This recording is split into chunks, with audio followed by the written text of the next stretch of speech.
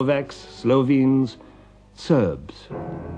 Nearly half of Franz Josef's subjects were Slavs, who viewed their masters with sullen hatred and yearned for liberation. They looked for aid outside the Austrian Empire to the free Slav countries, the rising kingdom of Serbia and the Russian Empire, protector of Slavs everywhere. Tribal memories and tribal fears agitated all these people, whose borders stretched to Europe's edge. Russia would stand by the Slavs. Against Russia, Austria would need strong help. Germany had promised that help.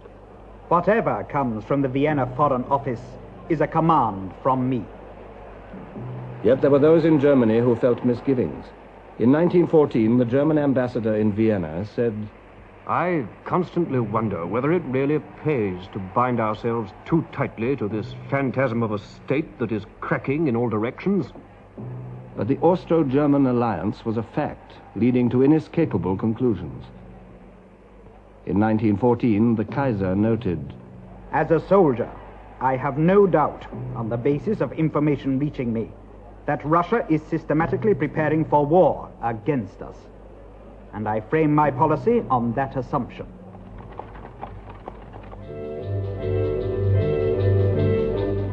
Russia also was a troubled anachronism. The Tsar of all the Russias ruled over countless millions of people.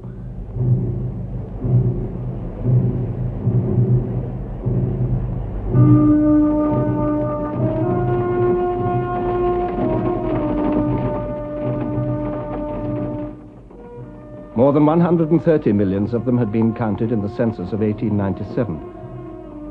How many more were contained in the deep hinterlands of the Russian Empire, none could say. This was the largest state in the world, a sprawling giant. Communications across it were primitive and difficult.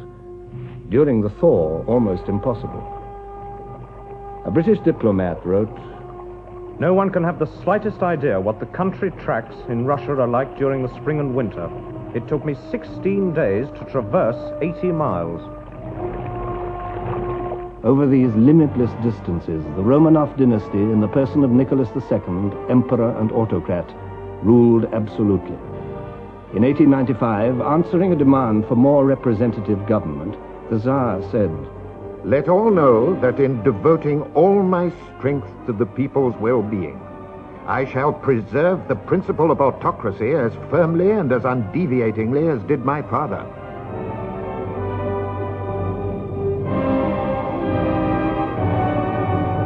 In 1905, Russia suffered humiliating defeat at the hands of Japan.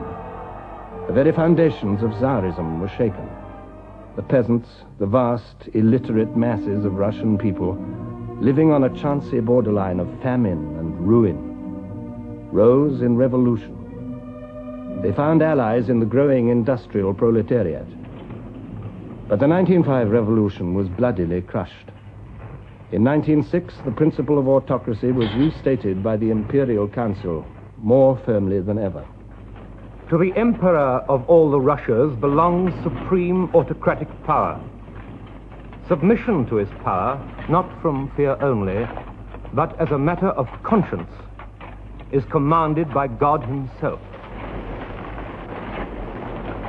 With this imperious rejection of democracy, the regime recklessly tightened the tensions, exasperated the feelings, and embittered the thoughts of the people. There were riots and strikes. A strike in the Lena goldfields was ruthlessly suppressed.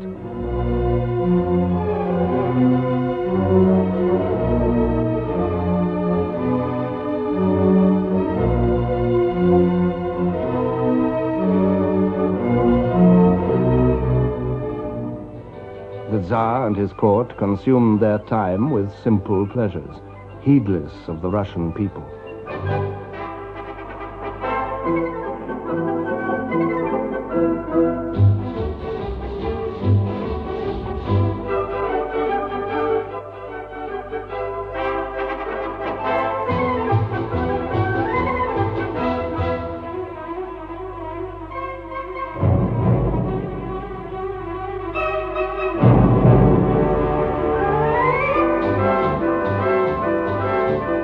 Interior tensions were coming to the boil in this pious, passionate, intensely patriotic nation. And as they did so, external tensions also grew. The Balkans, where the Slav lands lay between the scowling frontiers of three crumbling empires, were their point of impact. In 1908, Austria, with outdated ambitions, annexed the Slav territories of Bosnia and Herzegovina on the borders of Serbia. Russia, still weak after defeat by Japan in 1905, let that pass. Then in 1912, the small Balkan kingdoms joined together to inflict a crushing defeat on the Turkish Empire. But they quarreled among themselves. Out of the Balkan Wars of 1912 and 1913, Serbia emerged as the strongest of the Balkan states, an inspiration for all Slavs. Austria watched her inconvenient progress with a jealous, calculating eye. The British ambassador in Vienna reported in 1913, "Relations between Austria and Russia are growing worse day by day. Serbia will one day set Europe by the ears and bring about universal war." The French president, Poincaré, came to a similar conclusion. Whatever be the issue, small or great, which may arise in the future between Russia and Germany, it will not pass by like the last. It will be war. In Austria, the issue was clear. The Austrian chief of staff, Konrad von Hotzendorf, said openly, "We must crush this viper, Serbia." By 1914, Europeans had learned to live with fear, and fear is the midwife of war. On Sunday, June the 28th, Europe entered upon her final, fatal crisis.